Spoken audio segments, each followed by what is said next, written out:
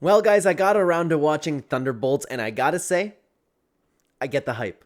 I get the hype. You know what? Well, we're gonna be breaking down the entire movie, but everybody has been talking about, like, MCU's so back. This was like a pre-Endgame type movie, and I was like, I don't know. I was a little bit skeptical, but enough people were saying it that got me interested in it. So I finally had the opportunity to watch Thunderbolts last week. I am excited to talk about it, and I was almost angry because I wasn't too invested at the beginning of the movie. Like, it was okay, but it wasn't to the level people were hyping up. But by the time the movie ended, man, this was a great movie. Today we're going to be breaking down Thunderbolts and everything that I loved, or if there's anything I didn't like about it, and I would love to know what you guys think down below afterwards. Hello, everybody. Welcome back to another video. If you are new here, my name is Kyle. I am your guy with many YouTube channels. So, we open up with our first character, that being Yelena. And I guess she is kind of like pointed to be our main character, right? Although the shine was on a lot of the characters. And I gotta say, man, Florence Pugh, I didn't watch Black Widow. I keep meaning to. Never got around to watching that movie.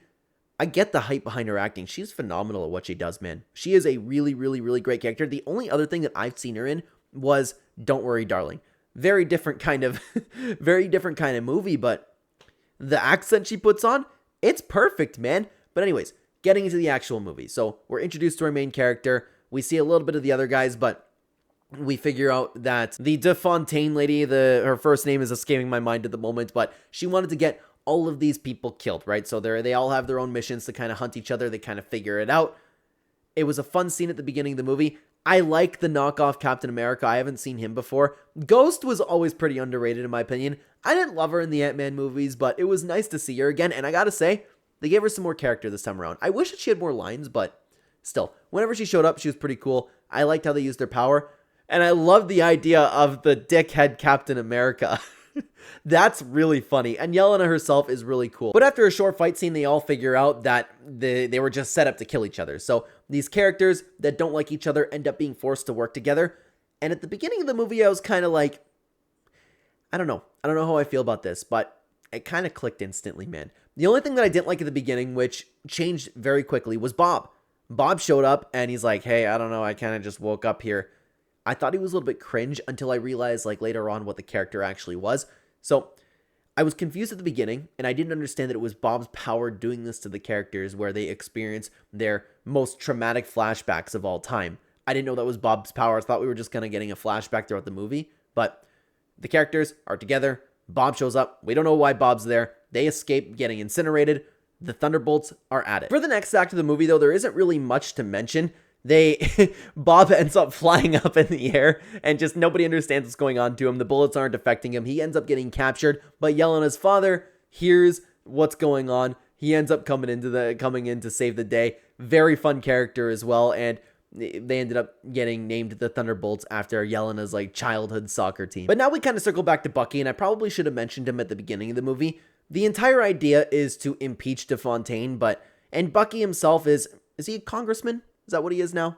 I'm sorry if I'm getting that wrong, but I haven't watched Winter Soldier or Falcon and the Winter Soldier. I watched a couple episodes of that, and then it didn't really pique my interest. So he's looking to gain evidence, get witnesses. So he kind of stops all of De Fontaine's agents, and he's just working to, impeach her. We have a really cool scene where Bucky ends up chasing him in the car. They think that Bucky's there to save the day, but Bucky ended up capturing them. With all of these characters together, Bob included, I thought they were very, very charismatic. So the whole scene where they're all captured and they're kind of like, yes, there's this guy, Bob. This is what happened to Bob. And then Bucky's kind of like, huh, really? But then Bucky ends up figuring out that Bob was actually was he the test runner for Sentry? I don't know if he named himself Sentry or the project was Sentry. Regardless, the most Superman human of all time. And I didn't know how powerful Bob actually was until after the movie where I looked it up. But apparently, this is Marvel's answer to Superman. So he is actually one of the most powerful beings in the entire MCU. I didn't know that. But Bucky ends up joining the team because he doesn't like that this Sentry thing is happening. And this is where the movie really picks up. And this is where I really, really started enjoying myself because they go to Bob. Bob's completely mentally unstable. And he figures out his power, right? The De Fontaine ends up talking to him a little bit like, oh my God, I believe in you. This and that, right? She experiences her traumatic flashbacks. That's part of Bob's power. The Void as well. That's a whole nother thing. But other than that, he's like Superman with a dark side to him. I like that he's the crazy guy. Doesn't really know what's going on. So they go into the Stark Tower, which was so cool and strange to see at the same time with all of these characters. They fight Bob, but Bob completely overpowers them. And they kind of made it feel like Superman too. I don't know if anybody else got that vibe. You know, like the way that Superman moves in his own movies. I feel like they kind of captured that with this movie. I don't know if that was intentional or not, but he just showed how much more powerful he was than all of the characters. I remember them saying something in the movie, something along the lines of like he can take on the entirety of the Avengers just by himself. And it really, really seemed like it. Yelena was trying to get through to him, couldn't get through to him. They end up escaping, and then Bob starts going on his own. It's like, why do I have to listen to you? I'm a god. Why would a god listen to you? And it's like, oh boy, Bob's out of there. Bob's on his own. And this is where the movie really picked up, in my opinion. The way that they handled Bob and the Void, peak. I absolutely loved it. So DeFontaine ended up getting the kill switch back. They thought they killed Bob, but of course they didn't kill Bob. And then this weird, creepy Void character showed up. I don't remember if his name was the Void or if his powers were the Void, but you get my point. It's Bob's alter ego that knows all of the powers. It's a brand new version of him that was born from his depression, trauma, anger, all of that. The way that he looked too was so cool. It's been a little while since they captured like that true dark feeling in a Marvel movie, and I really missed that. He was scary. And I thought when he activated the Void, and where were they? Washington? Doesn't matter. The city ended up getting consumed in that Void. I thought watching the movie, and I don't know if anybody else felt the same way, I thought people were dying, okay? Whenever people I thought he was just like, poof, you're out of here.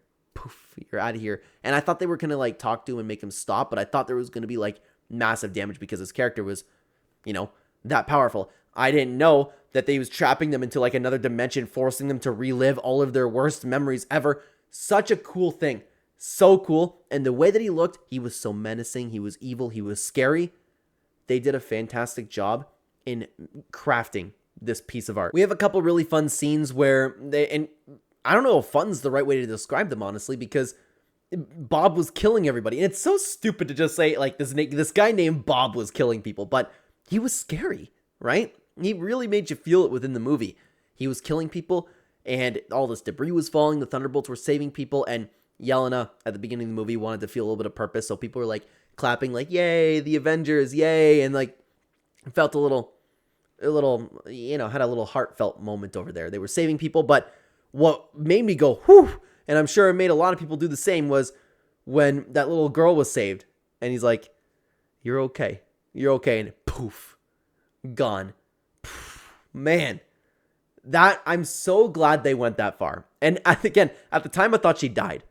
So Yelena ended up going inside the Void because she needs to stop Bob. I didn't know.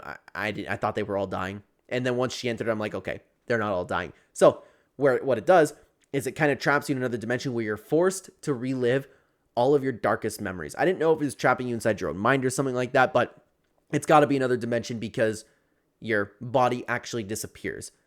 So she's forced to relive the same thing over and over and over again, the same gunshot over and over and over again. Really cool how they did that too. And she tried to like cover her own eyes doing the same thing like her past self. The way that they handled this entire thing, I don't think it could have been done better. I loved it. After walking through more of her memories and reliving them, she overcame them and found Bob sitting in his own room. I don't know how that ended up working out, but he found Bob in an attic escaping his father's abuse, and he still was being controlled by the Void. They figured out that we need to find the Void in the worst memory that you have. So we continue going through all of Bob's memories. Everybody else ended up showing up.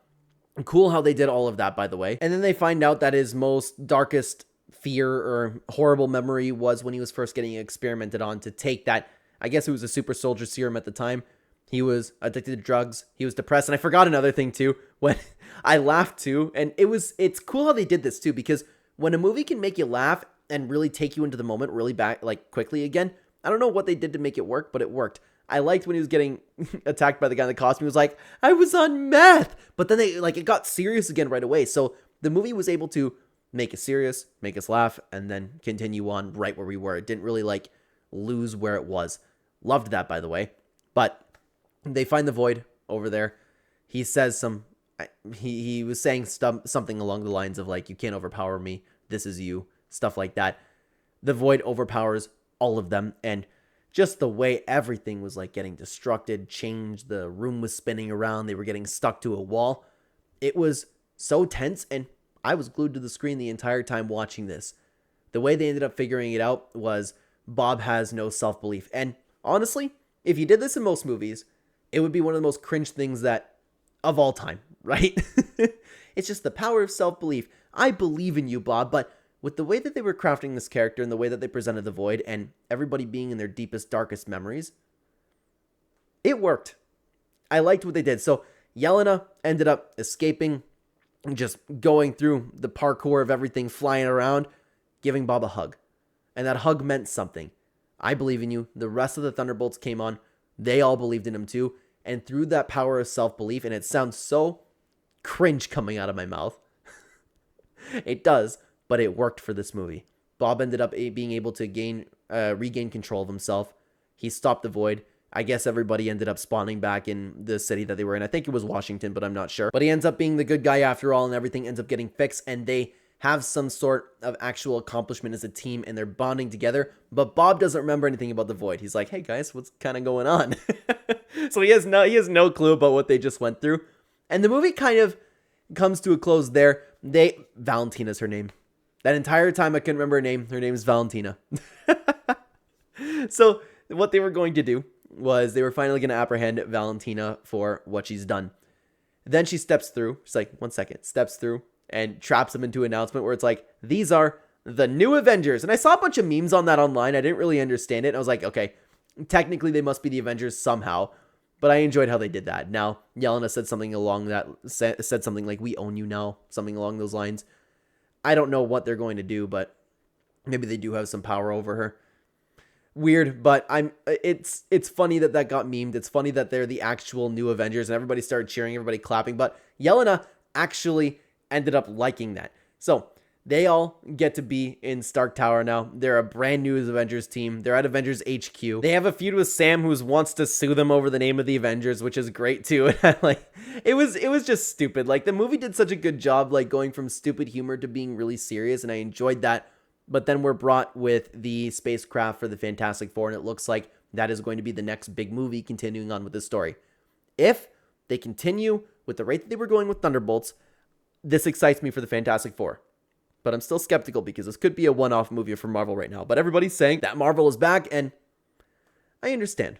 I thought Thunderbolts was an excellent movie, and I'm very, very glad I decided to watch it. And honestly, the only reason that I watched it was because I was on a cruise, and there was a movie theater in there with my wife. I didn't plan on watching Thunderbolts.